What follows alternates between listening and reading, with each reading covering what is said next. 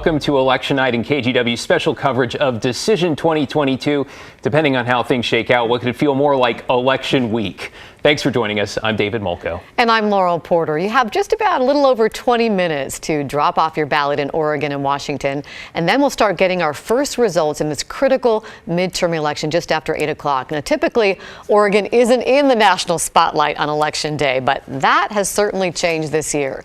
Republicans like Christine Drazan believe this is their chance to win seats that have been held by Democrats for years. And in the last month, President Joe Biden, Senator Bernie Sanders, and Senator Elizabeth Warren all came to Oregon in a last-minute push to support Democrats.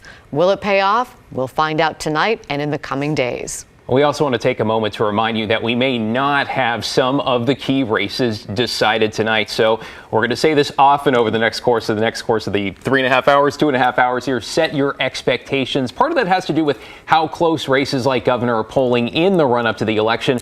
Another part is democracy literally in action. So some people in Oregon and Washington choose not to drop off or mail their ballots until these final moments. For example, Multnomah County says it typically reports about 50 to 60% of the total ballots cast during an election on election night.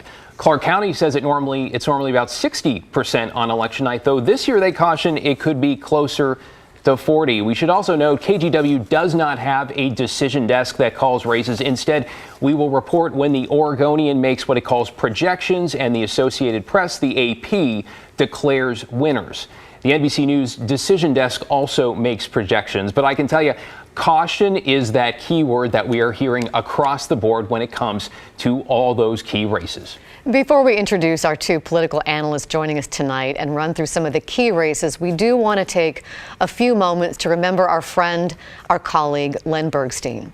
Len passed away last month, and we certainly miss him, especially on nights like tonight.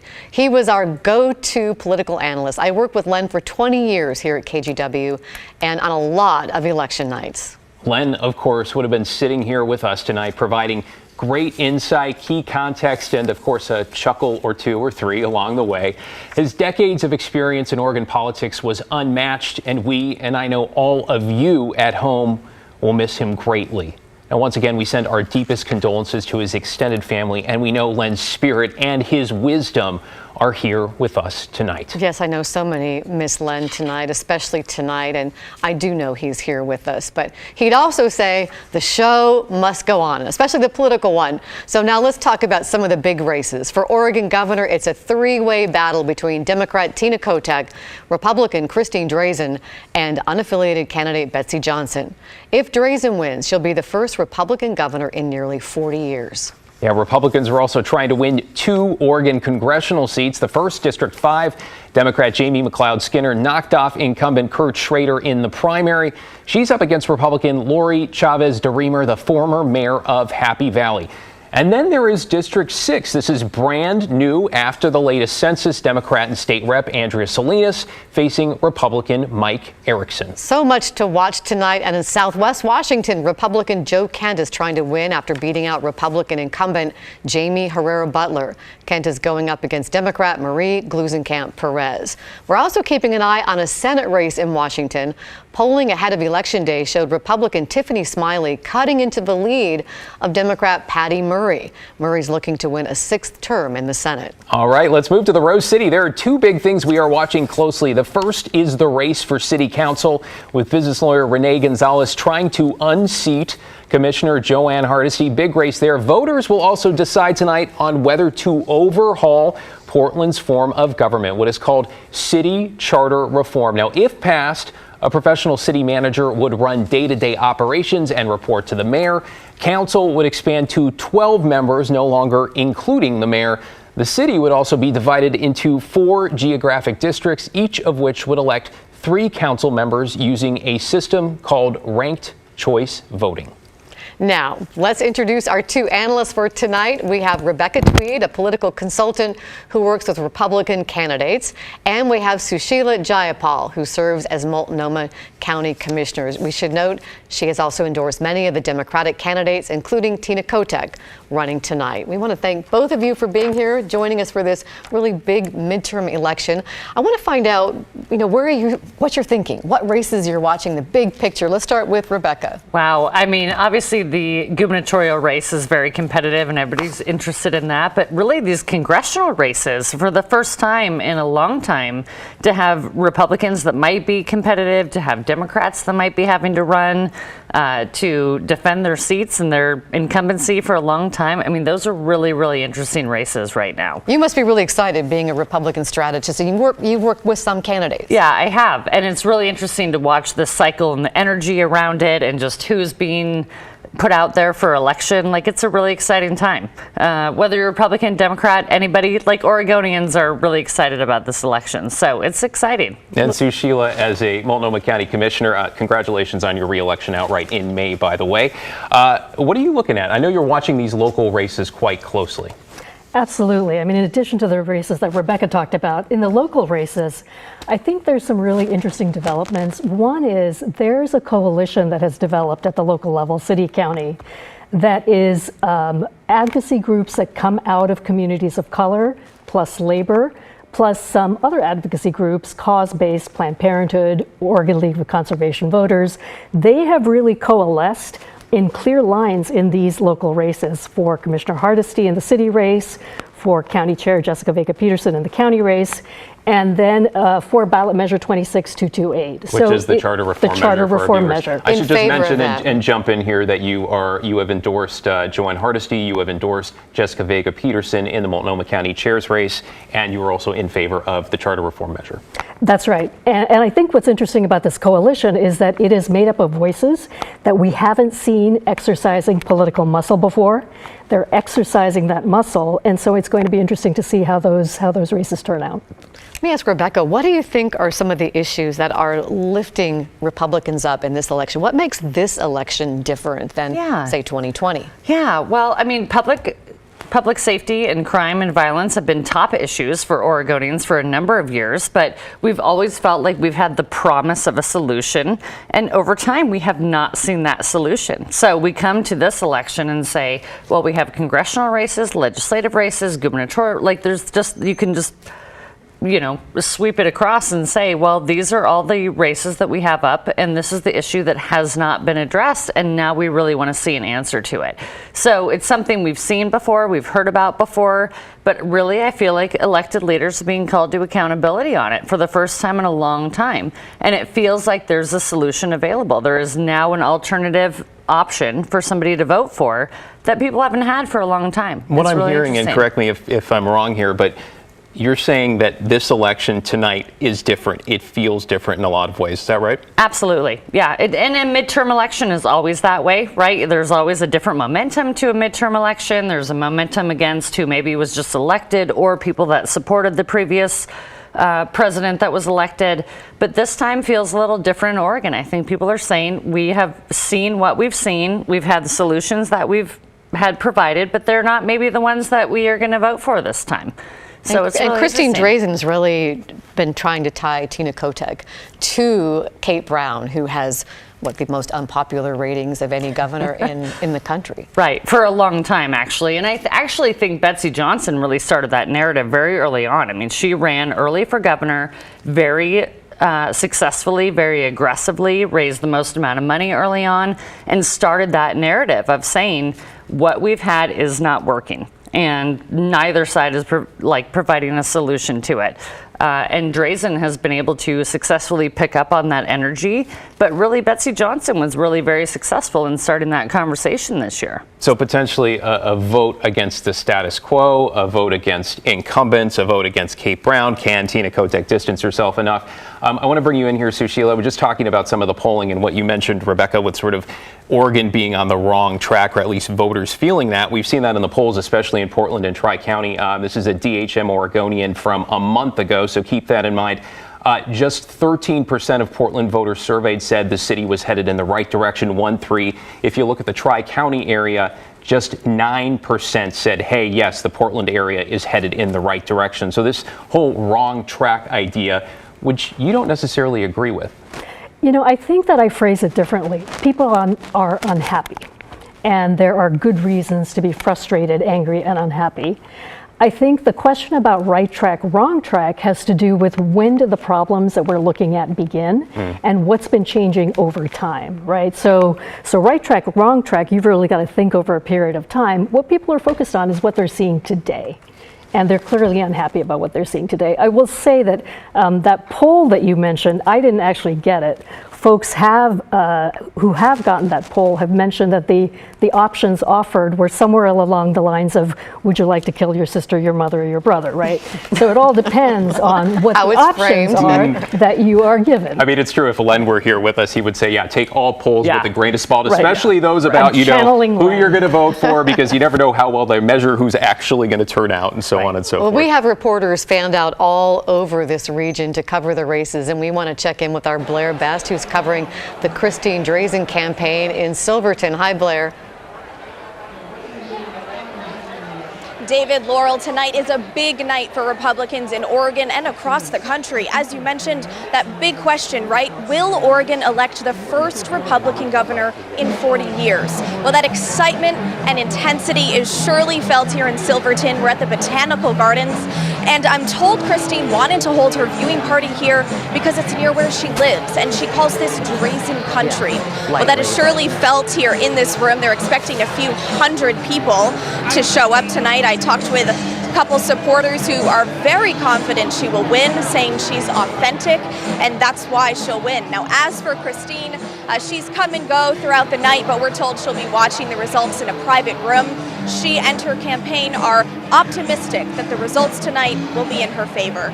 David, Laurel. Hey, Blair, you've been covering this campaign for a while, especially the issue of homelessness, which, according to polls here, ranks as the #1 issue for Tri-County and Portland voters, especially as well. Give us a sense, though. You know, we've been telling our viewers, we're trying to be transparent here. This could be a long night. We could be looking at election week rather than election night or election days, depending on how the results report in. By the way, we're looking at 11 minutes right now until that drop box cutoff in Washington and Oregon.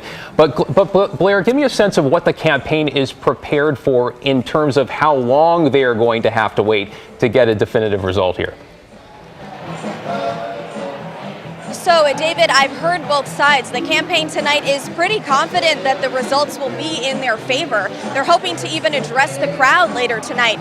Although then later, about 10 minutes ago, he said, oh, it could be neck and neck, and we could be getting results well into the week. So they're pretty unsure, but I want to stress again, they're very confident that these results coming in shortly will be in Christine's favor. We will definitely be watching. Blair Best will check in with you again there in Silverton covering the Drazan campaign. We want to go to Kylie Boshi, we're going to take it to the city council now, covering the city council race between Joanne Hardesty, the incumbent in position 3 at city council, and Rene Gonzalez. Kyle? Hello, good evening to you. It's a very loud campaign headquarters here for Rene Gonzalez. Several dozen friends, family, and many supporters have gathered here at the downtown offices. This is where the campaign has been operating out of, and tonight they've got a lot of food and drinks and folks celebrating, hoping for a big night. This is one of the marquee events tonight in that we've got Rene Gonzalez challenging Joanne Hardesty. Hardesty is the only city council member on this ballot, and really a litmus test in many ways for how voters feel as far as city leadership and how they've been dealing with the ongoing homeless crisis and many other issues. Behind me you can see some of this crowd. The incumbent, Joanne Hardesty, made history in 2018 by becoming the first black woman elected to Portland City Council. The civil rights activist has a loyal and active base. She's repeatedly highlighted her work creating an unarmed crisis intervention program, Portland Street Response.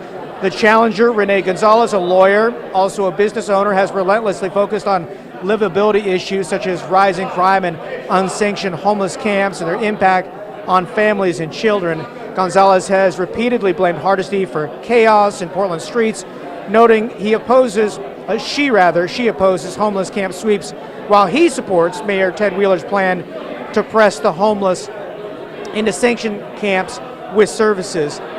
Obviously a large crowd here. They are anxiously awaiting the first numbers to come out, which we anticipate to be around 8 o'clock tonight. And we're hearing some cheers in this crowd, obviously a lot of energy and anxious for what they hope to be a very successful night. And Kyle, do you expect to hear from Mr. Gonzalez tonight? Have you heard anything?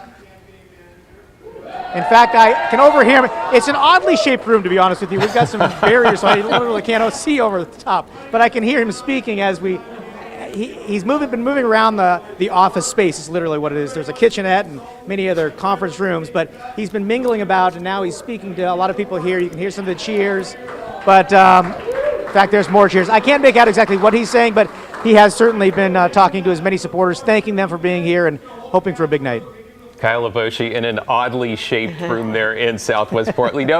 Speaking of the city council race and, polls, I know we've just been talking about this, but DHM again, 85% of those surveyed said city council very or somewhat ineffective. 85%. Willamette Week, Portland has lost its way. The Oregonian, no one should have patience for what Portland has become. Those are the editorial boards writing there.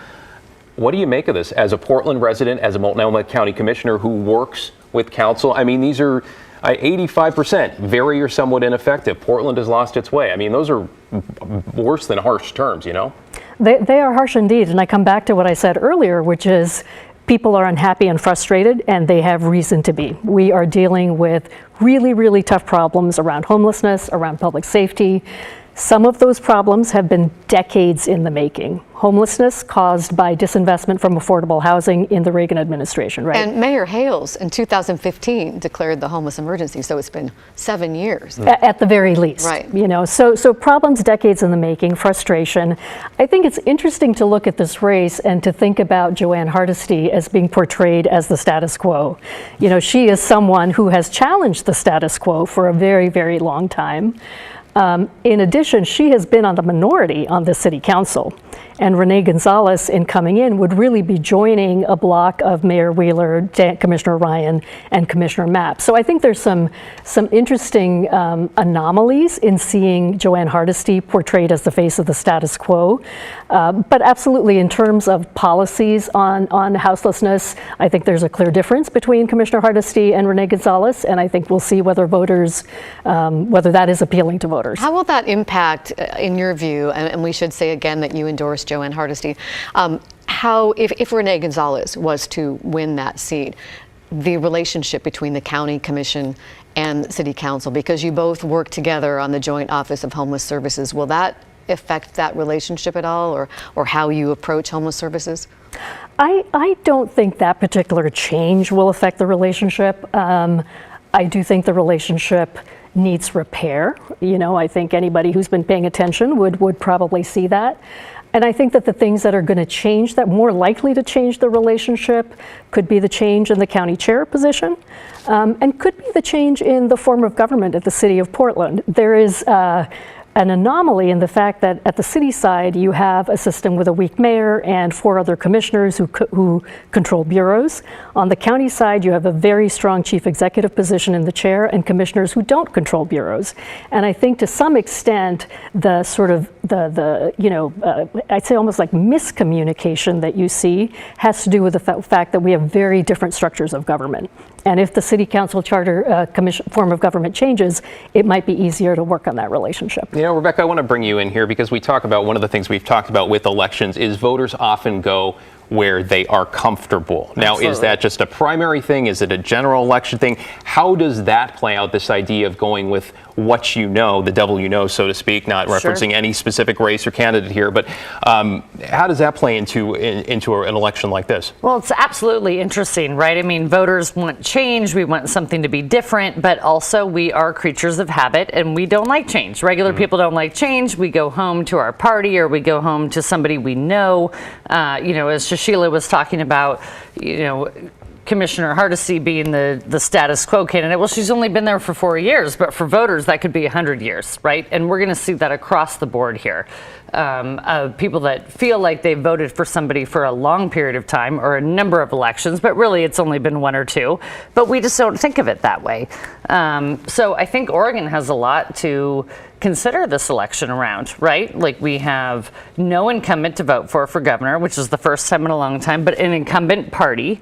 And so how do we ascribe this disenfranchised part with our lives and our quality of life and what's going on with the party to the party that's running for governor, to a governor that's been the most unfavorable governor for the last number of years. She's always been the top of the list for that, but people voted for her 4 years ago. It's a really interesting time. And voters vote where they're comfortable. And a party that arguably means different things to different people if you're voting for a Christine Drazan versus you're voting for a Joe Kent potentially versus if you're voting, elsewhere in the country, Arizona, Georgia, and the National Republican Party. And we can't forget that this story tonight is part of that bigger story, balance of power in Congress, talk about the right? bigger story. We've also heard about people, sowing doubt about the integrity and security of elections. And our Pat Doris has been to the Multnomah County Elections Office, to the Washington County Elections Office. He joins us. He's covering the Tina Kotek campaign. But we want to talk a little bit, Pat, about security and what you saw as far as security measures when you toured those offices. Well, David and Laurel, it was really interesting. I was surprised at the level of security. For example, I never knew why that barcode was on the outside of the envelope that we put our ballots in. And it's because that barcode is the connection to the voter. And that is a really high security thing, the barcode and your signature, because once it goes through the machines and is opened, then it's separated from you and joins a sea of other ballots that have been put in, and there's no way to trace the ballot back to you once that happens. They tell me that they do that for security as well. There's a number of systems throughout the building. There's key cards required to get into the different rooms. There's cameras everywhere. There's the laptops are not connected to the internet. We were told in some cases that the laptops have no modems, and when there need to be updates, those are done with a thumb drive, and that it's very carefully monitored what thumb drives are put in there. So throughout the whole process, there's a number of steps to make sure that no one can get into the machines. And then on top of that, they run 2 public tests 2 weeks out and then 1 week out from the election. And they basically are going through filling out ballots in a certain way and then running them through the machines and then checking to see what the machines report and making sure that it's 100% accurate. So I was impressed by that, and it's all open to the public. I think that for some folks that have been there multiple times, they kind of find it boring. One lady told me that on the last election, they found just one discrepancy. And so both Washington County and Multnomah County, when I was there, they were welcoming to members of the public to come in and observe that. They really didn't have any secrets. They thought it was actually very valuable that people were interested in election security, and they were happy to get their answers to them. So overall, it was quite an education for me, and I think that it is the same thing for people that show up that want to observe that. Back to you. Thanks, Pat. It struck me that when Pat was visiting the Multnomah County Elections Office, the red room, the one that actually tabulates and counts the ballots, the air-gapped machine, there was a yellow line on the floor that was painted, and Pat was not allowed to cross over the line and get too close to the machine. So just a sense of how seriously they take security here. We want to let you know we're coming up on 8 o'clock, just seconds away. So the first, the ballots have to be in by 8 o'clock unless you're in line at that time, and we should start getting results any minute. We will bring them to you as soon as we get them, and you can look at the bottom of your screen. We'll have a ticker at the bottom of your screen that also shows the results as well. But going back to election security, Rebecca, have you heard anything about people having concerns with vote by mail in Oregon? It's been an ongoing gossip, basically, that maybe Oregon's vote by mail system is not the most secure, but I also have witnessed it. I've been to the Secretary of State's office. I visited every county clerk in the state of Oregon. Everybody takes elections very seriously here, and I think we have a large amount of pride in the way that we do our elections. I love Oregon's elections, and I think everybody really does. And Shamia Fagan and Secretary Fagan and her team have done everything they can to really secure this, and I think all of our county clerks, for the most part, are really committed to it. It's going to be something we're always going to hear about. It's just part of what election drama there always is, but I don't think anybody could really challenge Oregon's election system. I think we have nailed it, we've done it great, and we continue to do it really well. First one in the country to have vote by mail. Of course, Washington State does as well. What's interesting, though, is when we look at that question about election security, election results, and then you look across the country where you have more election deniers, 2020 election deniers on the ballot for these federal races than ever before. And then, you have Americans who are worried. You have the president coming out and saying, this is is an election about the state of democracy, the future of democracy in this country. You elect these people, it's going to be chaos. And then on the other side, you have the number one priority for voters across the country right now, nationwide, which is the economy, which is inflation. So I guess, Rebecca, one of the questions I have, too, is somebody who knows Republican candidates, is working 5 campaigns intimately. How do you kind of, square that? On one end, it's about the economy. On the other end, the president's coming out and saying, hey, we got to look out for this. Yeah, it's really interesting. The economy has only come back up in polling in number of issues that people are concerned about for the first time in about a decade, right? We kind of solved that crisis. President Obama, whether you like him or not, kind of pushed that aside. And in Oregon, issues became homelessness, public safety, crime. And then, we had a very partisan couple of campaigns with President Trump and then President Biden winning, and election integrity became part of the conversation. But at the end of the day, I think most voters can sit back and say, I think I know my vote is safe, but where and who am I casting it for? Right. So that conversation has become really, really aggressive right now as far as where voters think their vote is actually going. So you've said the economy is kind of percolated back Absolutely. up. But why aren't we seeing, everyone at home is seeing all the ads wall to wall? Why aren't we seeing more ads about the economy? Yeah, well, the economy is not going to get you off your couch, right? That's one of the phrases I like to use. What gets me off the couch to vote today?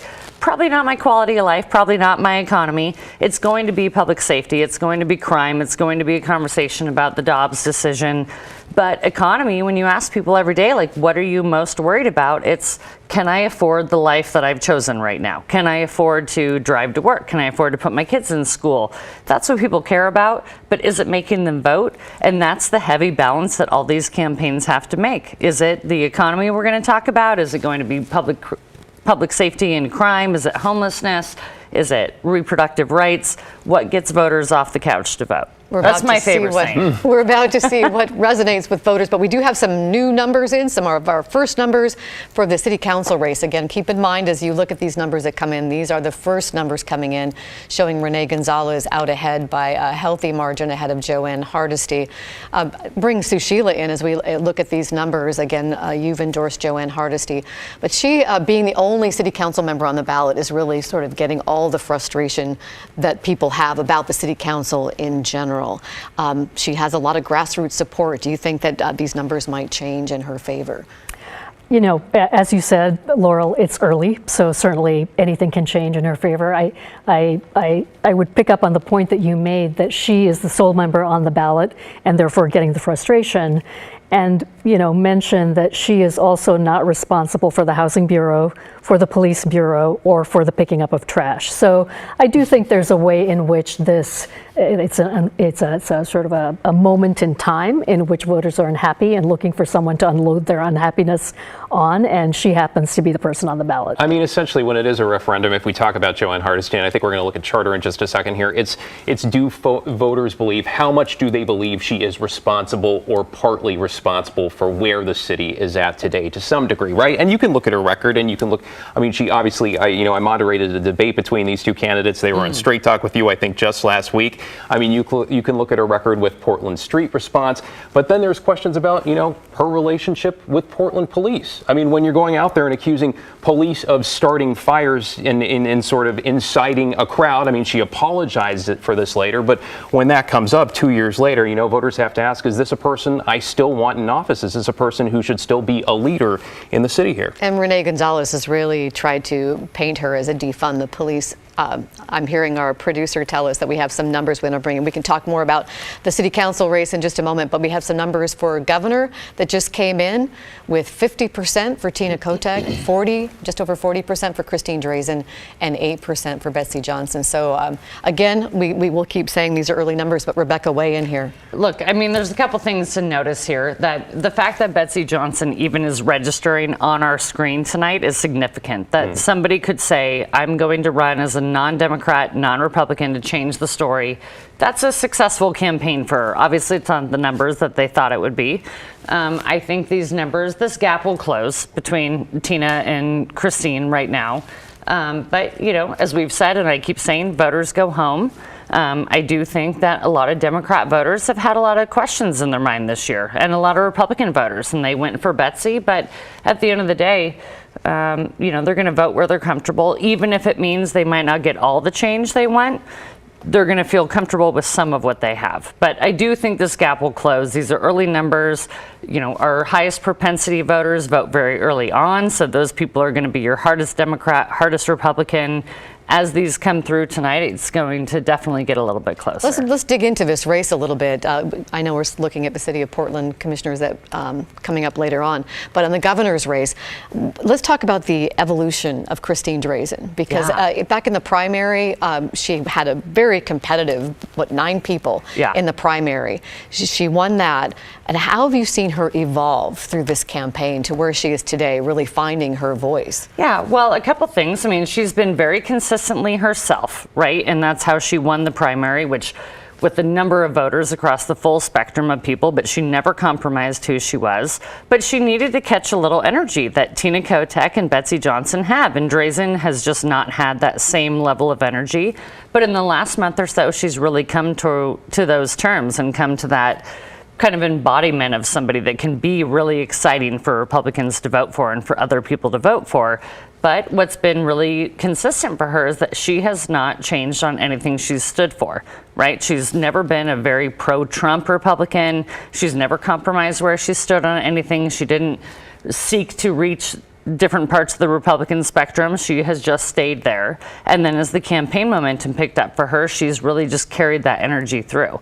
But it's been really exciting. The Christine Drazan in May is not the same Christine Drazan in October and November. It's a very different candidate. And so, Sheila, you've said that Tina Kotek has the harder message right now. What do you see when you look at Tina Kotek's campaign over the last months and recently? Yeah, absolutely. You know, I think she has had the harder message because it is easier to critique and say we've got these problems and therefore we need a change. And you know, the sort of allying her with Governor Kate Brown, very unpopular. I think what Tina Kotek has done so successfully over the past few months is to really both talk about core principles of the Democratic Party, so abortion, democracy, talk about those broad core principles, and also talk about very specific policy plans to address the day-to-day issues that people are seeing and that they're unhappy about. Really talking about both of those things together, because that's, I think, in my opinion, that is the best long-term strategy. You've got to do principles and those plans. I think that is what has put her in a strong position. I suspect also that there were folks who were initially thinking about Betsy Johnson, and I think that's not to be dismissed. Mm-hmm. The fact that there were Democrats thinking about Betsy Johnson, that is real. That's not just a spoiler effect. But that as they got closer and closer to the time of voting their ballot, I think started to realize that a vote for Betsy Johnson really is a vote for Christine Drazan. Well, we saw her numbers get smaller. Betsy Johnson's numbers get smaller and smaller as we've gotten closer to the election. And there's definitely, let me just jump in here because we got a couple things we're going to run through here. I just want to mention with the governor's race with them on the board, I mean, the Oregonians saying regardless of who wins, Oregon will be in better hands than it is now. That's what they said in their endorsement. Okay, this is the city charter reform with those first draft of results in. Yes votes have it 55% to 44 right now. Again, this is just the first batch coming in. Keep in mind, Multnomah County, of course, Portland reporting to Multnomah County, estimates 50 to 60% of the vote in by the end of election night. So again, caution is the word as we look at this first batch of results here. I think we also want to run through the 4 statewide ballot measures here. So this is Oregon Measure 111, expanding affordable health care access, just over 50% there. That changes the Constitution to make health care essentially a right. Let's look at 112. I think this is about slavery and removing that language from the Constitution. Right now, looks like overwhelming 58 to 41. Again, the first batch of numbers just coming in here. 113, this is the penalizing lawmakers for their unexcused absences, potentially 70 to 30% right now, though the opponents here in this case, and we'll come back to this in a moment, say this would actually give more power to the majority party. So you have folks like Christine Drazan coming out in opposition to this. And let's look at 114, which is the gun measure here, requiring a permit, limiting magazine capacity, so on and so forth. That is hovering 55 to 44 right now. A lot Again, of these are money just has the been first poured results. into the proponents for this one. There hasn't been a lot of money against it, but a lot of money for the proponents. I was reading that Connie Ballmer, who is the wife of the former CEO of Microsoft and also the owner of the Clippers, contributed about $750,000 to the pro 114s, the Yes campaign, to try to have one of the strictest gun control measures in the country. So we'll be keeping an eye on that. Did you want to go back to the governor's race? I know that was getting pretty lively. Did you want to weigh in on the Betsy Johnson? Well, I think Shashila is completely correct, right? That some of the votes for Betsy were a vote for Drazan, but if you asked a lot of Republicans who thought about voting for Betsy Johnson, it was like, well, the vote for Betsy is a vote for Kotek, right? So that's been the conversation we've been having all along, is where is the Betsy Johnson factor for a number of maybe more conservative Democrats or more moderate Republicans. And in the last month or so, more Republicans have thought, well, I was going to vote for Betsy, but maybe I need to vote for Drazan, because if I vote for Betsy, it's a vote for Kotek, right? So we're having we've been having this conversation for over a year, which is why it's been a really exciting campaign.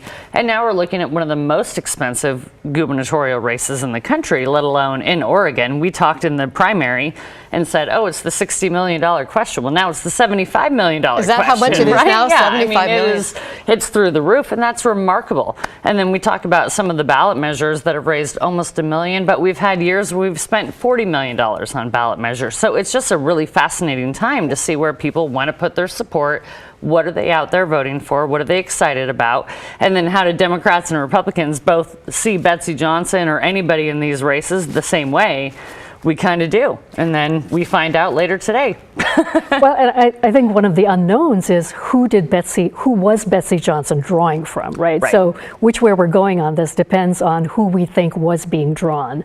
I've read analysis that, that I am not a political pundit, which makes it very strange for me to be here. But, I've read analysis that said that she really seemed to be drawing more from Democrats, pro-business, conservative Democrats than Republicans. But I think that's what determines the analysis of, well, how did people make their decision at the last maybe moment? the takeaway in general is that it's not a Democrat or a Republican. The fact that we're even talking about somebody who is not either of those parties is a message that we're all pulling from, that we've seen nationally, we've seen it in Washington, we've seen it locally in Oregon, we're going to see it more tonight.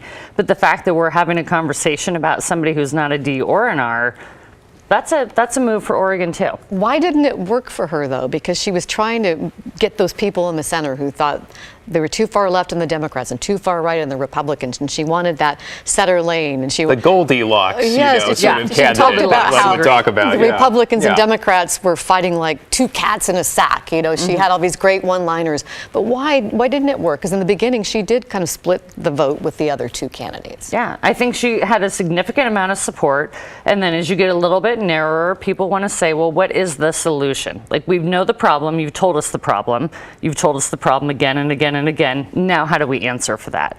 And I think Betsy did a great job of identifying that problem. But at some point, you also push people into their own corners. They get defensive of their party, over their belief system. And, I don't know that Oregon's ready yet for that sort of intermediate party or intermediate leader. They should be. They tell you they are in polling. But when people vote, they go home. I mean, speaking, though, of candidates who could not be more different, I'm seeing in here out of the corner of my eye our first results out of Washington 3. Marie Gluesenkamp, Perez, Democrat, 54%. Joe Kent at 45%. Again, this is the first batch. I don't even know if this includes Clark County yet. We'll verify that. They were only going to report once tonight. But again, for the first sort of tranche of ballots here, I mean, that is still reasonably close in that range as we watch that tick up. I mean, but these two candidates, again, couldn't be more different. You have a retired Green Beret who's an election denier, who's, every other word seems to be about saying, we need to stop government omnibus spending and stop Biden and Pelosi's agenda. And then you have Marie, who is, pro-life, pro-choice. Abortion rights. Pro-abortion rights. My bad there.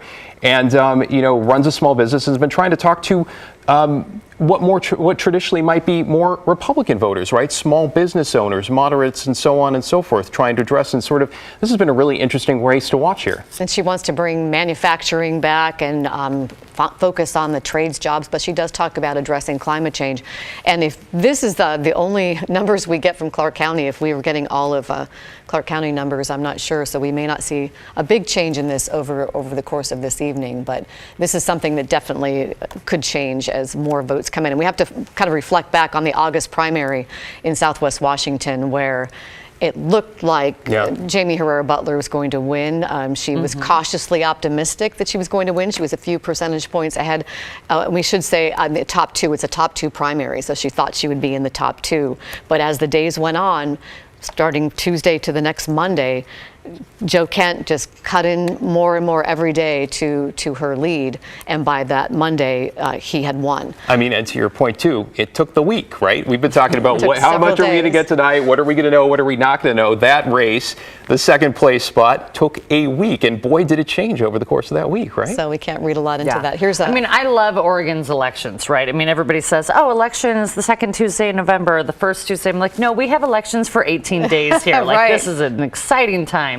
And then now you've expanded it with the vote by mail, with the 8 p.m. postmark. And that will definitely make a decision in some of these campaigns. But I think for Oregon, like, this is a wonderful time. And I think we're one of the best states in the nation for how we handle elections and how people come out and vote. And it changes every single day, who's ahead and who's not. So when we talk about polling, it's a moment in time, right? It's a snapshot of how people felt Tuesday or Wednesday or Friday. How they vote is totally different. I mean, speaking of the national climate, though, let's take a look at the Washington Senate race here with Patty Murray, I think, going for her sixth term. The mom in tennis shoes versus Tiffany Smiley, veterans advocate from Pasco, who says she is the new mom in town. That's her tagline. There's a new mom in town. And you're looking at 58.5 to about 40 as the first round of ballots comes in. And I think Washington, and what's unique about Washington is counties just report, seems once, at least Clark does, once a night or once a day. So those are the first results coming out now. We'll watch as that tick up.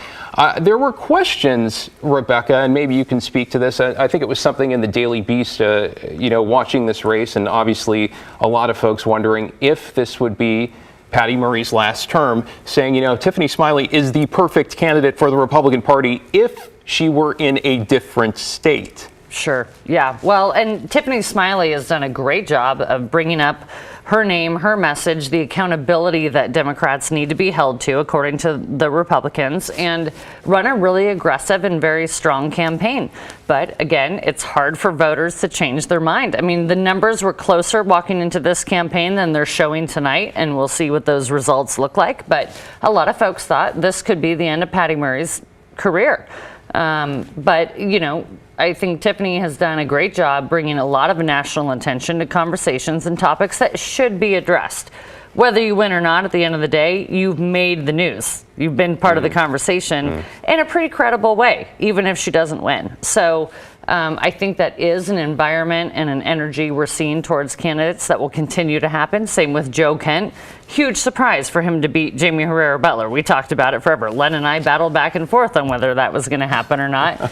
And Joe sneaked it out, but voters at the end of the day say, well, we kind of like your style. We like the energy of something new, but we also want to vote for people that we think we can trust. And sometimes that's just the way that it looks. We'll talk about a lot of money spent that in the Senate race in Washington, $36 million. It was probably above that. Senator Murray spent $21 million of that, and that was twice what she spent in her campaign in 2016. So that is definitely a race we'll keep an eye on. What's really interesting, though, is in past elections here, and Rebecca, you've done a lot of these, and you've been a candidate, and I sort of want to talk to you, Sushila, in a little bit and see what's it like as these numbers are coming in. What does it actually feel like as a candidate? But what's interesting is in past elections with Patty Murray, this might have been called already, right? You're not seeing Associated Press project a winner in that race here. You're not seeing the Oregonian or others, the Seattle Times, project a winner in that race because Tiffany Smiley is a strong challenger, and this has been a neck, I won't call it a neck and neck race, but she has been gaining on Murray through the summer and so on and so forth. So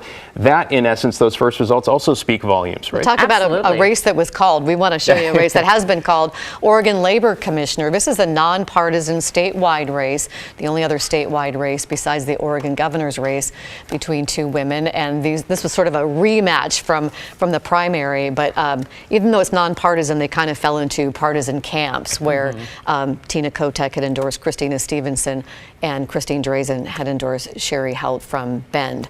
So, but it looks like the new labor commissioner replacing Val Hoyle, the current labor commissioner, who is now running in the 4th congressional district against Alex Skarlatos, and hopefully we'll have some results from that later. But again, we do have one race called in the Oregon Labor Commissioner.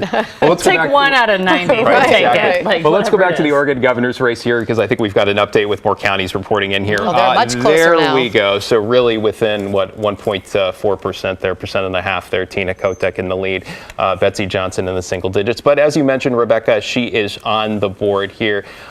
So Sheila, as you see this race sort of pan out in early results, with the two this close, I mean, we knew in polls for the last, month, 2 months, they've really been neck and neck within the margin or error. Sort of what are your thoughts as somebody who's endorsed Tina Kotek as you see that this is that close, at least this early in the night? You know, I think it's not a surprise. We knew it was close, as you said, from the polls. We knew it was close, and we can't, or I can't tell from the returns here where those votes are coming from. We also know that Multnomah County is always late, that our voters vote at the very last minute, and that is a stronghold for Tina Kotek. So, you know, I think that, like you, I am just watching and saying there's a lot more to come. I'm just looking here county by county in this race on the Secretary of State's website here to kind of figure out the breakdown here. Clackamas has reported in 93,000 votes total. Drazan 46%, Kotek 43%. That is in Clackamas alone, so we did have some data from them. Just scrolling down to Multnomah County here. There's a long list to go before we get to the M's here. Multnomah, 189,000 votes in, 70%. Breaking for Tina Kotek, Christine Drazan 21%. Again, that's in the early vote there as we see that. Let's see if Washington has reported 141,000 votes, 54 of those for Kotek, then Christine Drazan. David, I'm going to jump in because we're going to take a brief break here. I'm streaming here on KGW.com and KGW Plus because we're going to go over and bring some results on KGW over the air. So if you'd like to check us out there, we will continue to show results here streaming, and we'll be back in just a few minutes.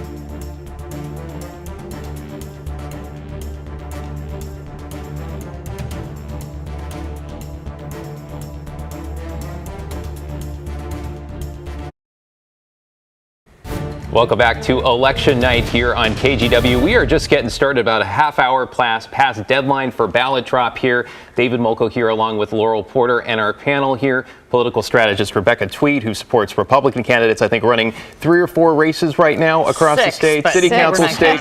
We will, if we get to one of those, we'll talk about that, full disclosure. And of course, Multnomah County Commissioner Sushila Jayapal re-elected outright in May here. Congratulations on that. And you've endorsed several Democratic candidates, including Tina Kotek for governor here. And we want to run through some congressional races and some of the results we have so far.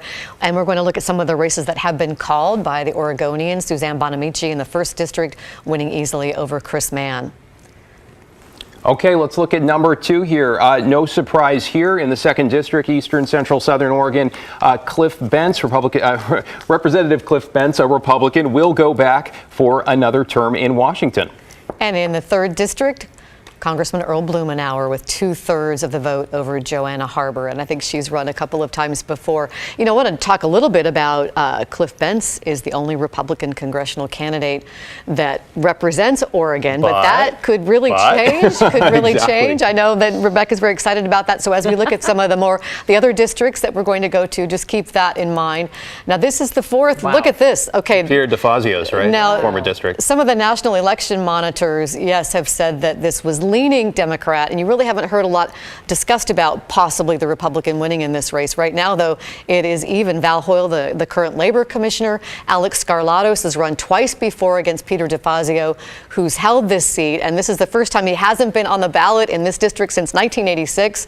So this is an open seat. He's endorsed Val Hoyle, but Alex Skarlatos, of course, became famous thwarting a terrorist attack on a Perez train in 2015. He is an Oregon Guardsman, a former Oregon Guardsman, making his 3rd try at this race, and it looks very even. So we'll be keeping an eye on this race. What do you make of this one, Rebecca? I mean, don't you think it's wonderful that we actually have some competitive campaigns, like Republican or Democrat, right? The fact that we haven't had congressional seats as part of a conversation for a long time, I think is really exciting. So, we have the Skarlatos and Val Hoyle race, which first time in 35 years.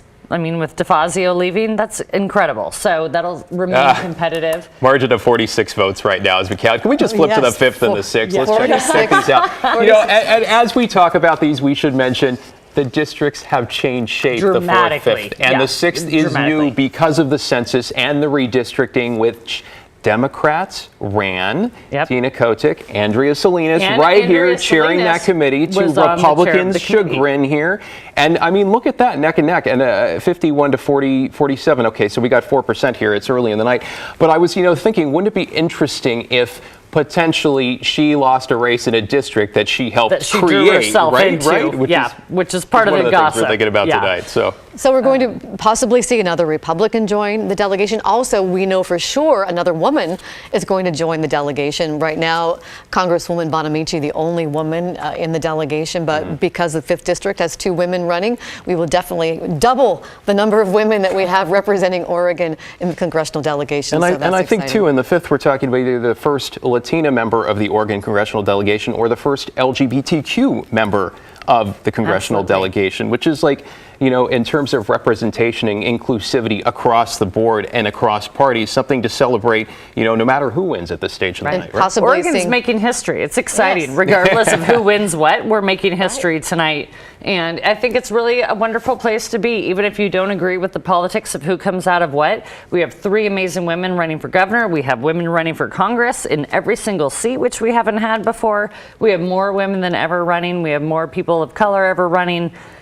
People are going to win that are going to do remarkable things. Is this a new trend, or is this a one-off? I think it's a new trend. I think it's a way to make politics more accessible. I think we're trying to send a message to people that you can run, you can be a stay-at-home mom or a single dad, or you can be somebody that works in this environment or a veteran, or I mean, there's just a huge diversity of candidates, and they're all getting success tonight. And before we check on 2 other women, Sushila, as somebody who lives this life professionally, as a lawyer and as a mom and as a politician and elected leader, I mean, what do you make of it?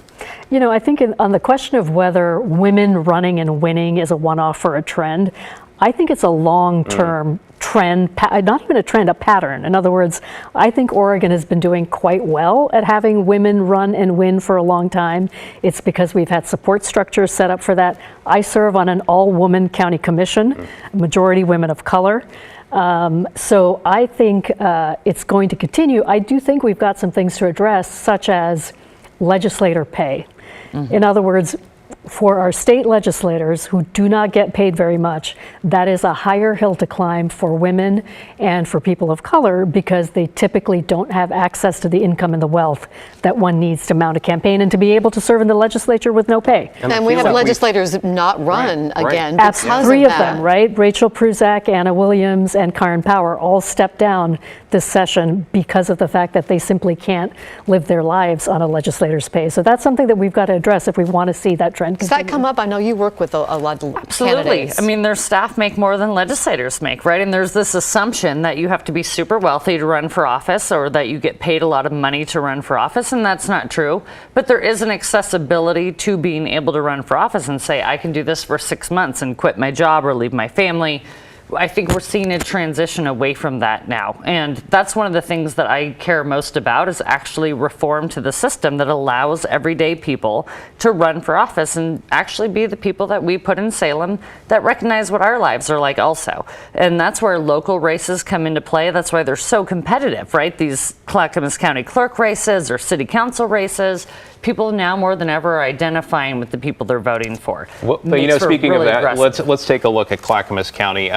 Two women on the ballot here. Sherry Hall has held this position, for 2 decades. This is the Oregonian now projecting that Catherine McMullen out of Multnomah County, who's an elections administrator there, will unseat Hall. Again, a 20-year incumbent in this position. And I mean, we all know Clackamas County has had its share of challenges when it comes to election nights. But this is a big move. And Laurel, you and I have been talking about whether people this race in essence might have been flying under the radar. But you're seeing an outright vote, 2/3 to 1/3 for the challenger. Because the Oregonian had reported in the last election that Sherry Hall won. 52,000 voters left that contest blank. So they didn't vote down the ballot. So she won without 52,000 people voting. It'll be interesting to see how many people did vote for this. But let's talk about Catherine McMullen for a moment. She was all over social media, really campaigning hard for this. She's making her first run for public office. She wants to restore, she said, trust in the county's election process. She's an election administrator for Multnomah County with 15 years of public service, and she lives in West Lynn. And she said what happened in May, which you'll remember, the delayed results because of the blurred ballots. Sherry Hall blamed a printer in Bend for that. We didn't have results for weeks, right? It was a couple of weeks there. In the 5th district and some of the county races. But Catherine McMullen said that's why she decided to run, and she has prevailed and is now the declared winner. I think there was a problem with the West Lynn City Council race on the ballot in this election as well. It was supposed to be a pick 2, but it ended up as a pick 1. And I think West Lynn City ended up taking the responsibility. But my question was, well, did Clackamas County not have a process to review that? But anyway, water under the bridge. But what's interesting, because it's early and we've been talking about results coming in, Clackamas County only is reporting twice tonight. So they say, right? 8:15 and I think 10:30 maybe? 10:30 they're saying. Multnomah, 8:10 midnight, 2 a.m. Washington, 8, 9, 10, 11 midnight, and so on and so forth. And this is the county that could make a big difference in the race for governor in the 5th congressional district. Right. And my question for you, Sushila, as a candidate who was watching returns come in and wondering how long it's going to be, what is that feeling like as you see these numbers pop up? It is giving me a little bit of PTSD, I will confess. I'm sweating. I mean, I was lucky enough that in my first race, it was called pretty soon after 8 o'clock, but I have talked to candidates, speaking of the May primary, I've talked to candidates who were just a handful of votes away from their competitor and having to wait for those Clackamas County votes to come in days and days and days and days. It's painful. And we had to wait a long time before we found out that Kurt Schrader had lost the first time an incumbent has lost for 42 years in the primary. And we'll talk more about that 5th district race later, but we want to show you the latest numbers we have for governor. And we've got just a little bit more, 45.5% for Tina Kotek, 44.6% for Christine Drazan. So this is a lot like the polling numbers we've seen. And what is that? I'm Very just doing close. math in my head here, but that looks like, what, about 1 million votes, something like that, give or take.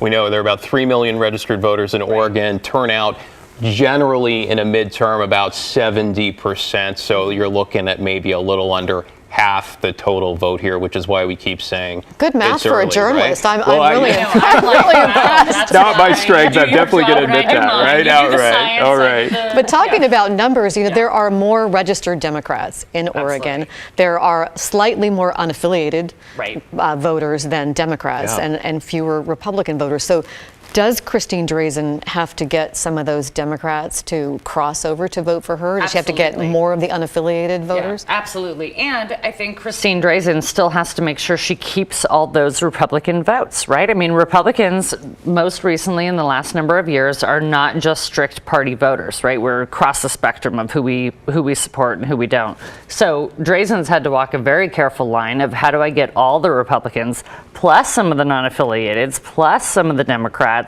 How do I get there? It's a much more complicated campaign. And as Shoshila has said, she's had a more difficult path to the narrative than Tina Kotek has had, who's just had to be, pretty strict line with her party line, pretty defensive of where they've been and can hold that line a little bit more closely.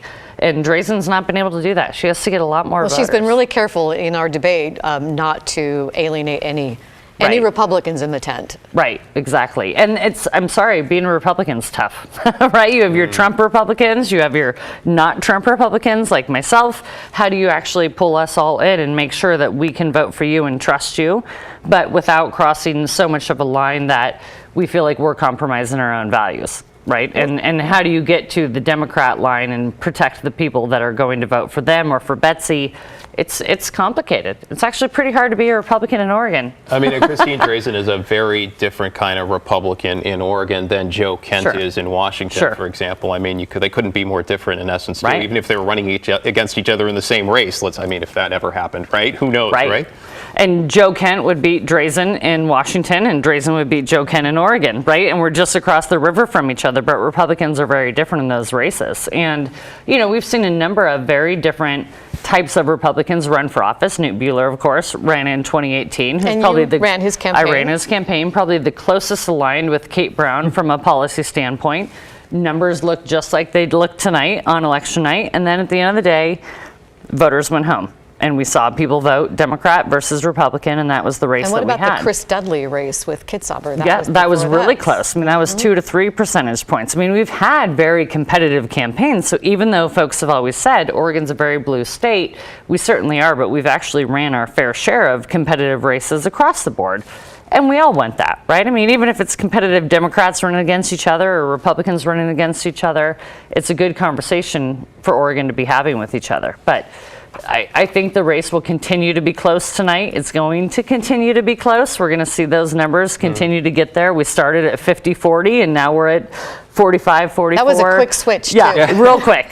You just hit refresh, and then all of a sudden the game changes. I just want to break a little news here for you, Sushila. This is raw data from the Washington Secretary of State website, so I don't have any projections here. But your sister, Congresswoman Pramila Jayapal, looking at 84% of the vote that so far has been counted in a race against Republican challenger Cliff Moon. So just wanted to let you know at this stage of the night. I can't help but have a smile from ear to ear, so thank you. As we kind of broaden this into a little bit of the national conversation that's happening over the worst inflation in 40 years, right, versus the Roe v. Wade decision that was back in June. And that sort of gave, the essence was analysts pointing to this big bump for Democrats. Maybe all was not lost. As we know, in midterms, they typically people are voting against the president. It's a referendum on a president who has, approval ratings that were dipping into the 30s at one point this year and have come back up again.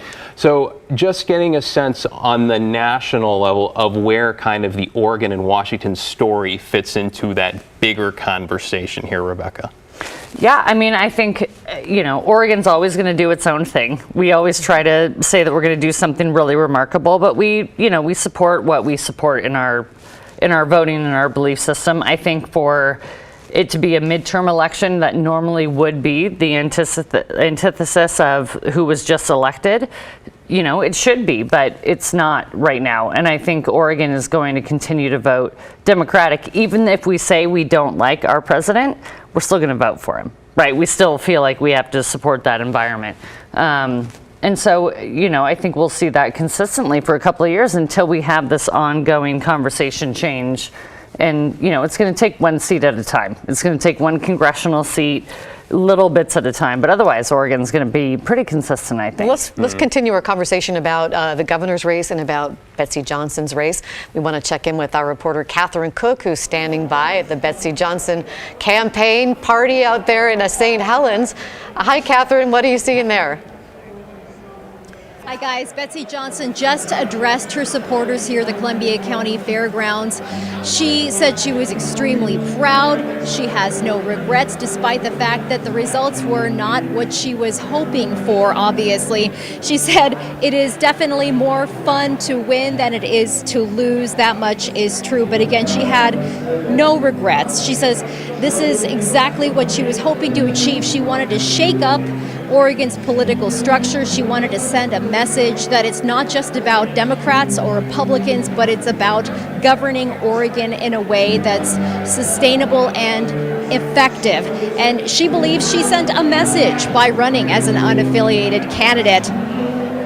And it's truly remarkable to see all of the support here.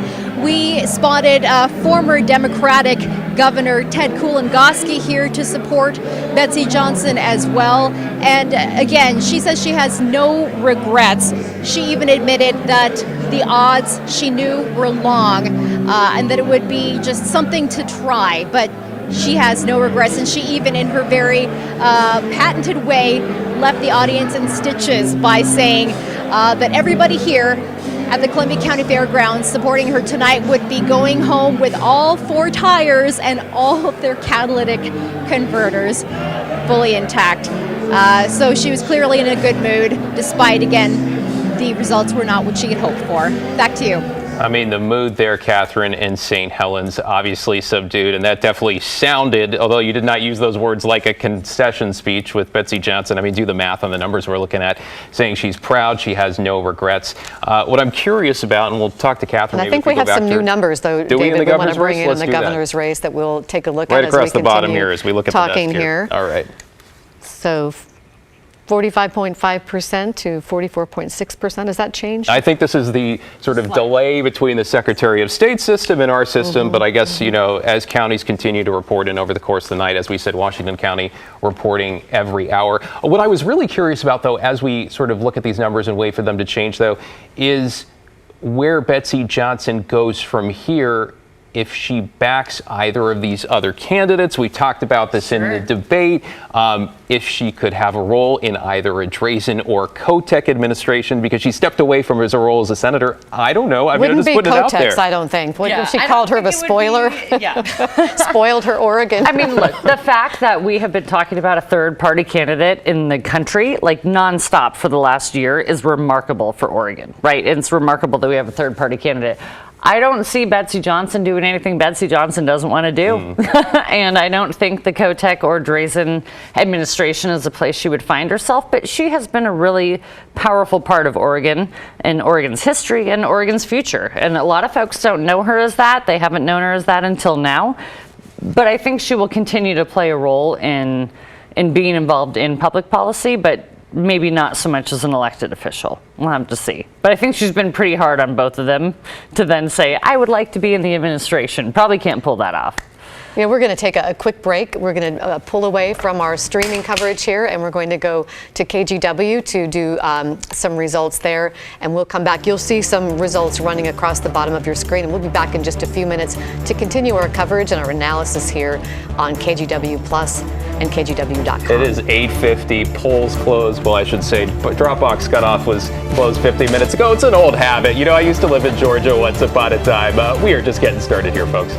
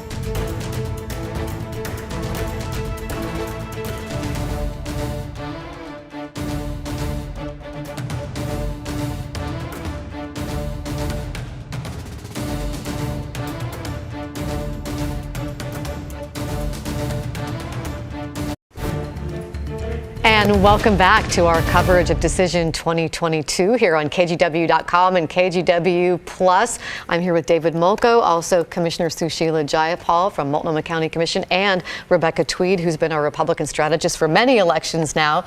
So glad to have you both with us. We want to take another look at the governor's race. We have just a little bit more, some of the numbers in here. Tina Kotek ticked up a little bit from the last check. There's about, if our math is right here, about 18,000 votes separating them right now.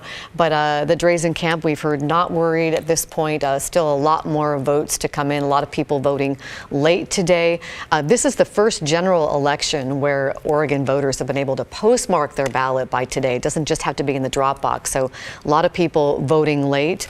So those numbers are expected to change. Betsy Johnson, as we heard in one of our previous segments, pretty much conceding the race there with 9% of the vote. I mean, and to your point, with that new sort of postmark deadline of today, it has 7 days then to get to the county elections office, and then they have more time to count it. So beyond that, I'm just looking at the turnout numbers here. According to the Secretary of State, statewide, they have counted about 34% of registered voters' ballots. So if we're thinking turnout, estimating, nobody knows for sure, is going to be around 70%, then what you're looking at is about half of the ballot total, which is why we keep saying it's early. We may not know the results of that race tonight. I mean, this is when you talk about the NBC News decision desk or the Associated Press, the Oregonian, they're all trying to answer two big questions at this point of the night. If we can bring the governor's race back up here, I know it's along the bottom, but just so we can take a look. They're asking how many votes are actually left to count. And that's what we don't know. And people are looking at, well, what's the historical turnout and how many ballots have been sent in before? And let's look at other midterms and what do we think is going on and how much has come back so far. So they're looking at that, and they're also asking, can the trailing candidate catch up? And when you're looking at a race that's this close, the answer is undoubtedly yes, and it could be this way for a while. I mean, that's probably our second big dump of ballots, if we could say, with maybe Washington County just coming in again at 9 o'clock. But Rebecca, this is still neck and neck, as the polls did say. But what do you think? Yeah, absolutely. Well, I think what you've outlined is really interesting. I mean, the votes that have come in are the votes that were voted early, right? So the votes get counted as they come through. We know that your most secured voters vote the first 4 days, right? People that vote every election, they know how they're going to vote. And then really about 60% of the voters who have not voted yet vote these last 4 days. Or you have people like me who pride themselves on voting at 4 o'clock on election day every single year, even though I knew how I was going to vote the whole entire time. Why do you do that? I just like the feel of election day. As a strategist, I want all 18 days. I want to know how you voted and when, but as a voter, it's election day for me. You want all the information. And those votes have not come in yet, right? They have not been sent to the right county. They haven't been processed yet. So there is a lot of time. Oregon voters tend to vote really late. Our most progressive and independent voters vote really late, which is how you always see some of these really progressive and partisan races flip and just go really solid towards one party or the other. So I think it'll be a close night. I mean, I think Drazan has made this a very competitive campaign. It's absolutely reflecting what it should, which is really good candidates running against each other. But there are a lot of votes out there. Mine still hasn't been counted. I dropped it off 5 hours ago. I think we got to jump right now and just look at a couple other races here. Oregon 5 and Oregon 6, both those close House races there. You see former Happy Valley Mayor Lori Chavez DeRemer there out front, leading Jamie McLeod Skinner in that race in the 5th. And let's take a look at the 6th. That is the new district. This is still reasonably close as we look there with Andrea Salinas 51% to Mike Erickson 46.5%. I think we're going to go out to Tigard, our Alma McCarty, who is at Mike Erickson headquarters there. Alma, this is still a close race. What's the mood like where you are? Yes. Well, I think that people inside, we stepped outside just so that you could hear us properly, but they are excited. And Mike Erickson told us in an interview just not that long ago that he is cautiously optimistic. He said some of those initial results that came in, he believed were from Washington County, and he believes he has more of a supporter base in the rural parts of the new 6th congressional district. Again, he is running against Democrat Andrea Salinas. At this point, she appears to be ahead, but he is feeling optimistic that that could change for him. He mentioned to us that if he does get to Congress, he is going to be working with everyone there. He's going to be reaching across the aisle to get things done for Oregonians in this particular district. He says that he is a businessman, he is a political outsider, and that is to his advantage and to the advantage of the people that live here.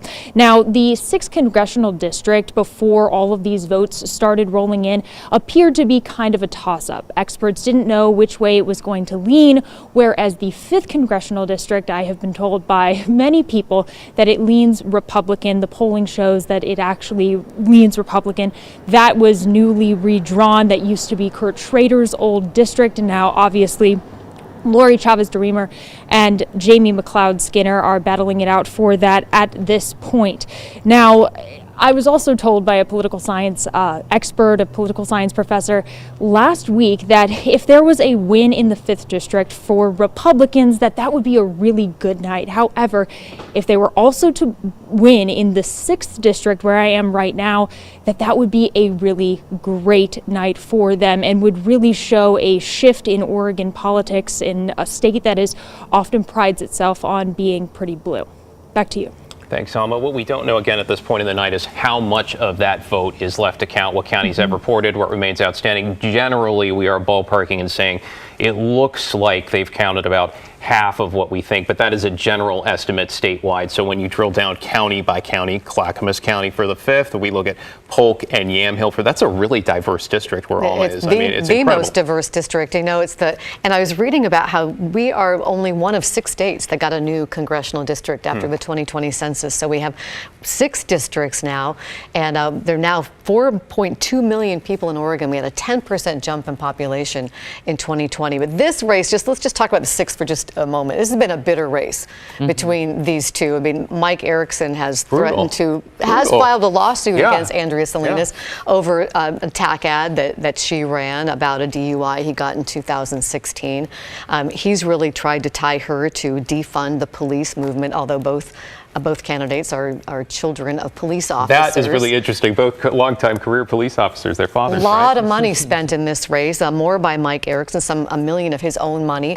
He really did an ad campaign blitz. So this was rated a toss-up race, but then election monitors have said that it's more, well, it was a lean Democrat, and then they made it a toss-up race. But, you know, speaking of big spending, record spending, we're talking about this race, we're talking about some of the state races, which we haven't even gotten to yet, which too have broken records in terms of the amount of money that's been spent. I think $4 million here and $4 million there. We'll talk about that later. But the governor's race here, I mean, far and wide. I think we counted today. We were at 67, 68. Are you hearing 75 now? It's pretty close. By the time they report everything they've just spent in the last week, exactly. It'll be a little bit higher. We haven't even mentioned Phil Knight and his outsized really role in all this. He started out really backing Betsy Johnson, giving her $3.75 million, I think, over the course of her campaign. But then I think when he saw that she might not win, he kind of changed horses, and put his money with Christine Drazan, $1 million there. And then he also put money into these state races through that Bring Back Balance to Salem PAC that former Congressman Greg Walden is really helping fundraise for as we talk about some of the state races. But we were talking about money, Sushila, earlier about campaign finance and how the city and county have limits and the role that plays in the race. Can you speak to that a little bit? Yeah, so at both the city and county level, there are contribution limits. At the city, it's $250 per contribution, but there is public funds matching. At the county, it's $500 per contribution per election cycle. And it has been interesting, I think, to see what the consequences of that has been. We have seen independent expenditures from third-party PACs, which I understand we never used to see before. So, for example, in the city council race, we had a PAC, and I'm going to forget its name, but it's, Portland United for Portland, something like that, that put a couple of $100,000 into mailers for Gonzalez and Sharon Myron, who's running for county chair. And we've seen, I think we saw in prior elections, the 2020 mayoral election, for example, in the last month, independent expenditures opposing Sarah Ayanarone, making a huge difference in that race. So, we're seeing these independent expenditures. I think we're seeing the commercials and the conversation become more of an attack conversation than really about the policies. And I think that that's probably more likely to happen when you have independent expenditures, when a candidate doesn't have to defend the commercial or the tone of the commercial. So it really has changed the dynamics in these local races in a very interesting way. And, I think you might come away thinking it's not so much about money in politics. You always need money for campaigns. Rebecca knows this. But Keeps me employed.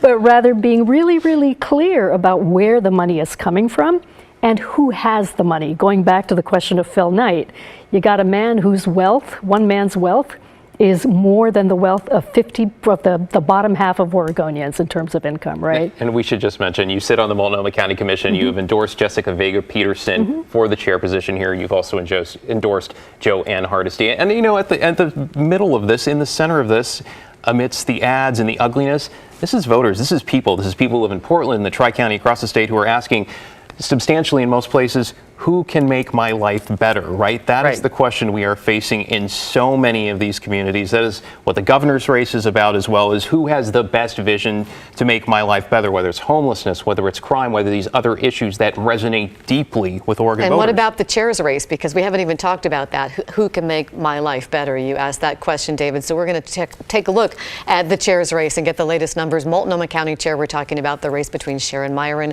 and Jessica Vega Peterson, who are both on the commission and currently, it is close, right? isn't it? Jessica Vega Peterson out ahead there with 52% to 48% for Sharon Myron. We haven't heard a lot about the chair's race going back to when we were talking about money. You do have the campaign finance limits, and you don't have the matching funds in the county, Sushila. So you've called this sort of a low information campaign, that voters didn't really get a lot of information about this, which is such an important role. Arguably, maybe not arguably, the most important elected position in the county, because there's a CEO of the county. And tell us how important this role is as chair. It really is important. I don't know if I'd say it's the most important, but you've got the city and the county as the jurisdictions, right, in the Portland and Multnomah County area. The county is responsible for all of the social services. It's the social safety net provider. So it is healthcare, it is mental health, it is homeless services, shelter, putting people into housing. So it's a collaboration with the city, which is responsible for other pieces of homeless services. But it's over a $3 billion budget, more than 5,000 employees. So it's a really, really important jurisdiction. And as you said, people don't know very much about it. Whoever wins this race, whoever wins the city council race, whoever wins the race for governor, all of these folks are going to have to work very closely to address some of the challenges in the Rose City and beyond, without a doubt. Speaking of the governor's race, I want to go back to Silverton in the Oregon Garden, because that is where we find our Blair Best there. Blair, the last time we checked in with you was before the first results had reported. So how are things looking? What are they sounding like now that the Drazan campaign is seeing how close things are? Well, David, there is a lot of excitement here in Silverton. There's dancing, there's singing, there's cheering. It is definitely a party. We just recently heard from the campaign co-chair addressing supporters, saying that 2022 is the year that Oregon will see its first Republican governor. Now, that being said, they addressed that it is a tight race, and they were expecting it to be a tight race, but they're encouraged by the numbers that they're seeing, and they tell us that Christine is feeling good about the numbers. We're expecting to hear from her a little bit later tonight. I've also been talking with supporters who they're not concerned at all at how tight this race is. They believe that there's enough people in Eastern Oregon that will help them win this race. So overall, David, Laurel, people here are pretty thrilled at the numbers so far.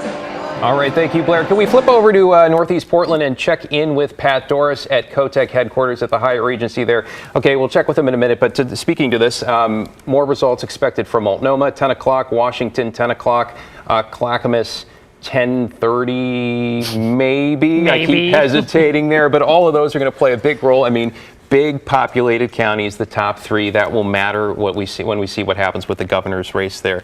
But I just sort of had this question here, because Blair mentioned it as well about the campaign feeling confident. Are they just saying that at this point of the night? Is that sort of par for the course, or what's your read Do they on have that? reason to be confident? It's language that we use when Okay. we feel pretty good about a campaign, Okay. and I think they should feel confident that there will be a number of votes that come in for Christine Drazan, the same way that the Kotek campaign could say we feel confident that we will have a number of votes. I mean, you brought a strategist onto the panel, like I'm going to give you that answer, but We'll keep asking though, right? yeah, no, we just keep asking until, all the votes have come in. But I do think they should feel confident. They've run a great campaign. It's been a very competitive campaign, one that was more competitive than most people assumed it would be when we walked into it, and probably even out of here in the primary.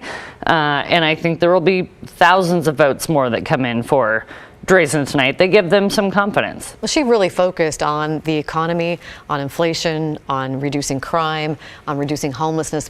And a lot of people thought abortion rights might resonate more than it did. Do you think it did, Sushila?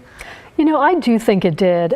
You saw her, I thought, towards the end of the campaign as she started to reach out to urban voters, and as Rebecca pointed out, she needs some number of those, start to backpedal on statements that she'd made earlier about abortion.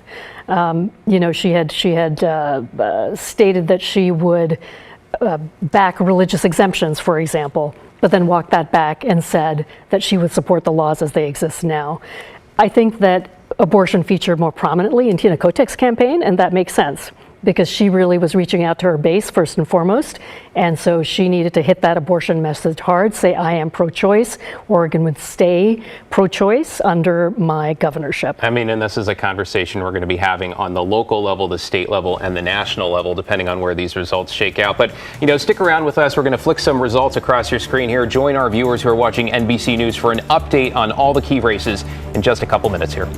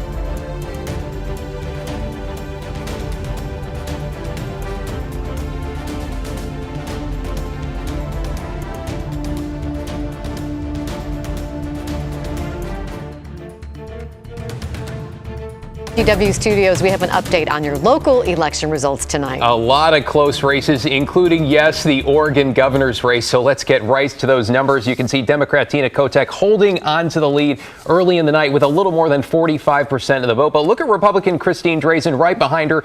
Meanwhile, unaffiliated candidate Betsy Johnson has now conceded that race, currently 9% and counting there. We have crews at each of the candidates' camps. Let's check in first with Blair Best, who's live with the Drazan campaign in Silverton tonight. Blair. There is a lot of excitement here in Silverton. There's singing, there's dancing and cheering. It is definitely a party here.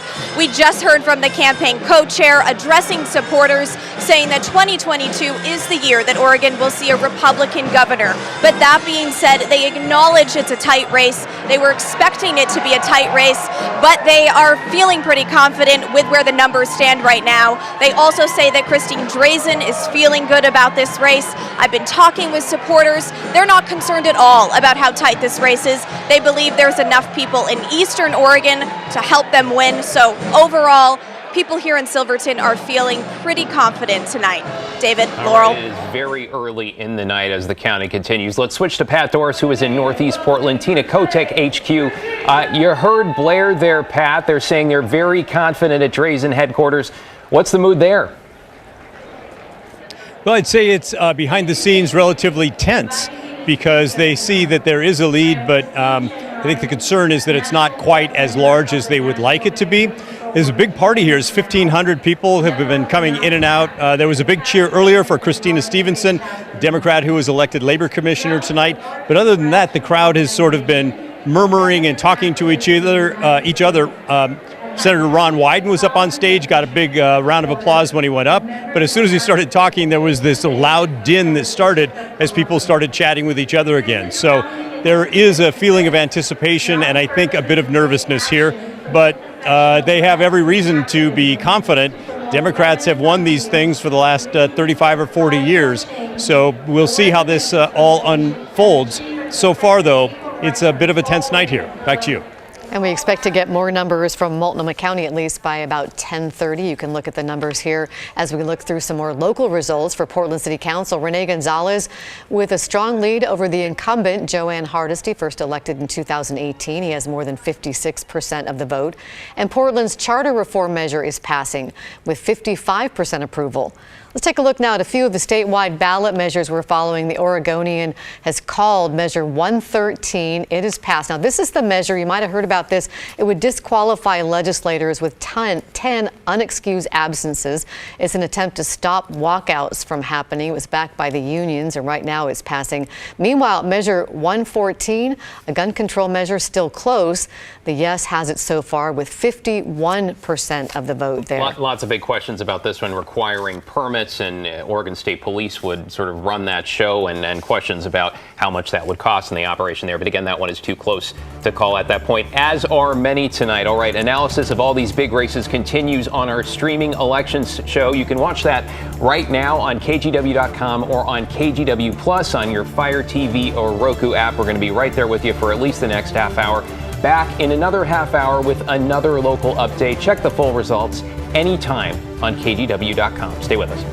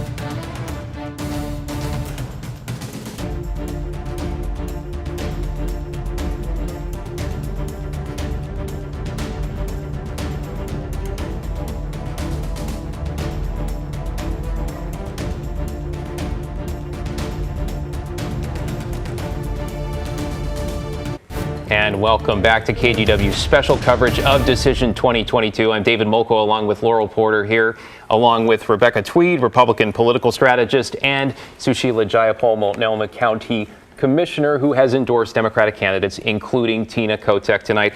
We're actually going to flip north of the Columbia now, look at the Evergreen State, because there you have it. The AP, Associated Press, declaring Senator Patty Murray will head back to Washington, the mom in tennis shoes, for a 6th term there, fighting off a challenge from Republican veterans advocate from Pasco, Tiffany Smiley there, who branded herself as the new mom in town. There were questions about this race. Smiley was definitely gaining in the polls as we went through summer and the fall. But yes, Patty Murray heads back to Washington for a 6th term in the U.S. Senate. And that is a wider margin than they expected, I think. The polls were showing that Tiffany Smiley had closed into within 8%. So that seems to be a little bit wider of a margin, but she put up a good fight.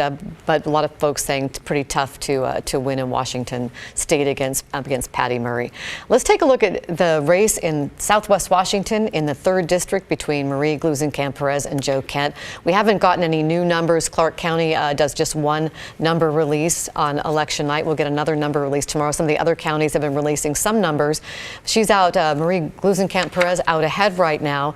A lot of the numbers from the more rural counties and the county where Joe Kent is from, he's doing better in those counties. He actually so far is beating Marie Gluesenkamp Perez in Skamania County, where she's from, but she's got a wide margin of victory right now in Clark County. Well, I mean, we have this spread out on the desk in front of us. It's that kind of night, right? There's nothing, no neat stacks of paper here. I mean, you're looking at Skamania here, Cowlitz there, Clark there. As far as we know, Washington, the counties in Washington only report once a day, so we're going to really have to wait until tomorrow, right, unless something unexpected happens, which, hey, it could happen, until we get some clarity in that race. And I always reflect right? back on the primary to see what happened in August, so you really can't put a lot of credibility yet into these numbers as being final. These are very early numbers because we saw with Jamie Herrera Butler thought she had won. She was cautiously optimistic on primary night, and then Joe Kent ate away at her lead, and then he ended up going into this general election with Marie Gluesenkamp Perez.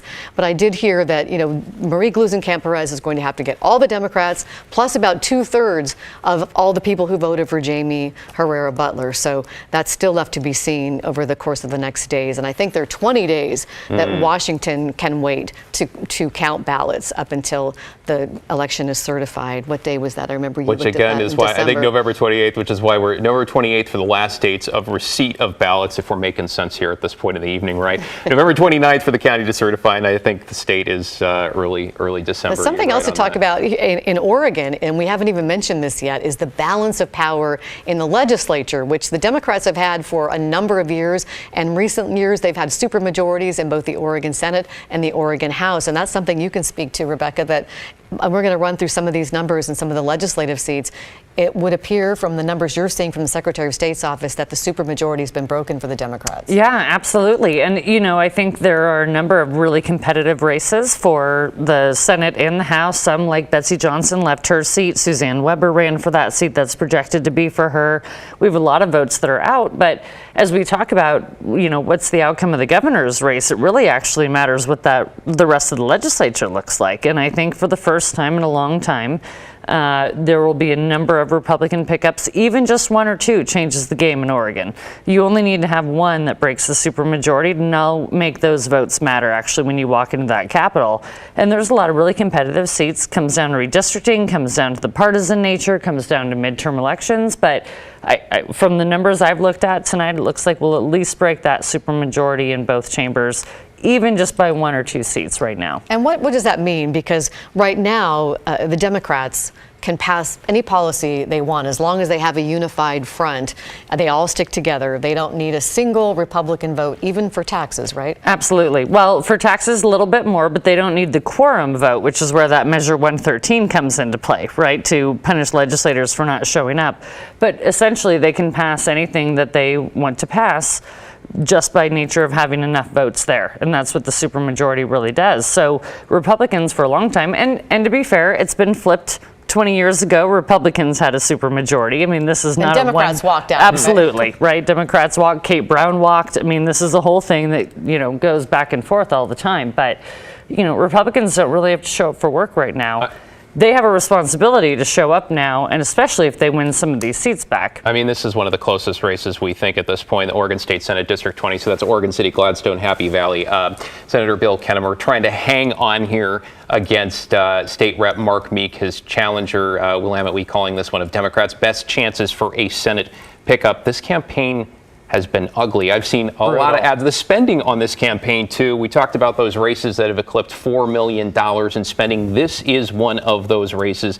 And make no mistake, whatever happens in races like District 20, what happens in Senate 10, which is Senator Deb Patterson against Raquel Moore Green there, this changes what happens for the governor, whoever is elected. Meanwhile, we're still talking, remember, we don't know. I mean, that race indeed is close tonight. How does it change for, let's say, Tina Kotek were to win and the Democrats don't have a supermajority? Yeah, well, absolutely. I mean, if Christine Drazan were to win tonight and be the Republican governor but have a supermajority, Democrat supermajority, she's not going to get a lot done, right? The governor's the last call to policy, not the first.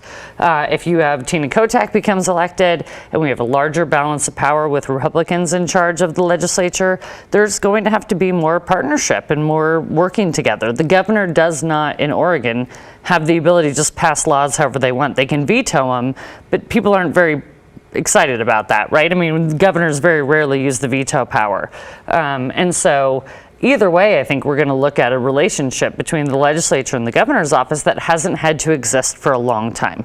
Democrats have been able to be in leadership, and that's how people have elected them, and they haven't had to work with the legislature. I think that's going to change. A lot of these campaigns for the legislature are closer than I think anybody thought they would be. It's really going to be a different couple of years in 2 months from now. And you and I talked about by email in 2010, and you were kind of involved in a lot of those campaigns. There was an evenly divided House, was 30-30, and Kitzhaber was governor, and a lot of people thought nothing's ever going to get done. How are they? And it actually turned out to be a very effective legislature. Yeah, everybody thought it would be a stalemate, and instead it became one of the best partnerships that Oregon has ever had and the legislature has ever had. And I think we could work towards that again, even if we don't get to that even number. We can get to that camaraderie again. Right now, they don't need it. They can just, anybody can walk into the building and do their job. They don't need the partnership. They're going to have it after this election, for sure. Let's take a look at those governor numbers again, because I wanted to ask to Sheila, we were talking about how Christine Drazan can expect a lot more votes to come in, but the Democratic Party is also feeling like a lot of Democrats, especially Multnomah County, are going to vote late. Can you speak to that? Absolutely. I think that's been the historical pattern. And in fact, I was at Multnomah County's election division myself just last week, and our director of elections told me that that is what typically happens. So I imagine that that's what Tina Kotek's camp is waiting for, to see what those returns in Multnomah County look like. So it's a very similar picture.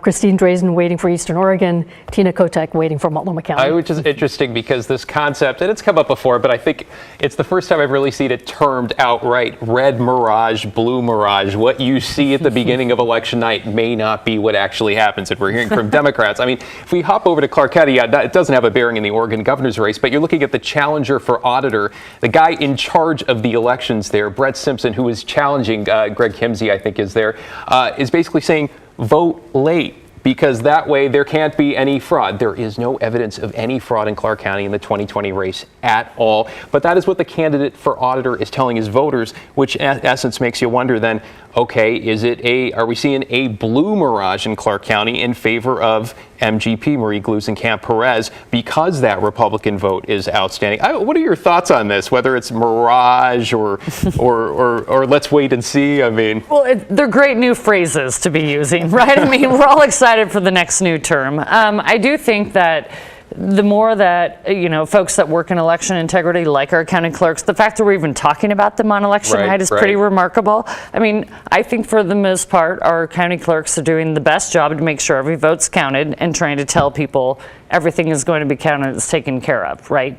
And in Oregon, we see the same thing. You have people that want to hold on to their ballot late. They want to vote early, so they make sure their vote gets in. Again, you have people like me who hold on to it just out of tradition. it's, I think everybody wants to give a new energy to an election, but we just never really know what's going to happen. So red mirage, blue mirage, pink mirage. I mean, I would go for pink. Right, like we could pick that. Yep. I think it's real, and I just think it's a small section of voters every time that kind of subscribe to a notion of a mirage or a red wave or a red ripple, right? Some of these concepts that we hear. Which I know you love talking about. I do love talking about it every time. But it's going to be a little bit different, and people are going to, align themselves with it differently every single campaign. And this one, we're working more on election integrity than we ever have before, and good for us. I'm just seeing this out of the corner of my eye here. You're seeing this, the Oregon 4th here, Val Hoyle. I don't know if this is the Oregonian or the Associated Press. Oregonian projecting that current Labor Commissioner Val Hoyle will become the next Congresswoman from Oregon's 4th District. That's the seat held by Congressman So that Peter makes DeFazio, three right? women in All right. the Oregon congressional delegation. We know there'll be one on the 5th joining Congresswoman Bonamici, so at least half of the delegation will be women. We only have about a minute and a half left before we wrap up our streaming coverage here. Just some takeaways from the night so far, Sushila.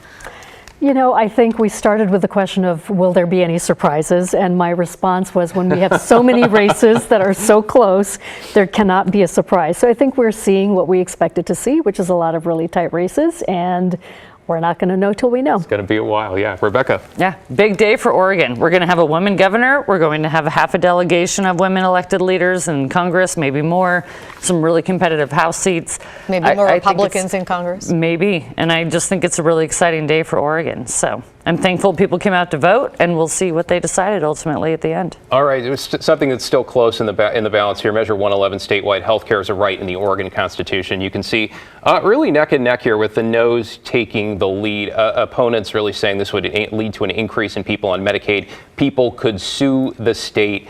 Supporters say this would focus efforts to bring down costs and ensure more people. So much out there to watch tonight. It feels like, we've been doing this, 3 Do we have hours? measure 114 It's before we go? here. There's 112 has been called also, and 113 as well, and we can see up to the side. Yes, 114, very the close balance there. That's the one about requiring firearm permits and training. So yes, that's going to be a nail biter there. We want to thank you for joining us here on KGW.com and KGW Plus for our streaming coverage. Thank you so much to our analysts, Republican strategist Rebecca Tweed and Commissioner Sushila Jayapal. Thank you for joining us as our Democratic strategist tonight. It was great to be with you, all David. the updates, the big races coming up in just a few minutes here, joining our viewers from NBC News, and a full update on KGW News at 11 tonight. Keep in mind, we're going to get more ballots from Multnomah, from Washington, from Clackamas County. We could see some, I will say that cautiously, some decisions tonight. It's great to be here with you too, Laurel.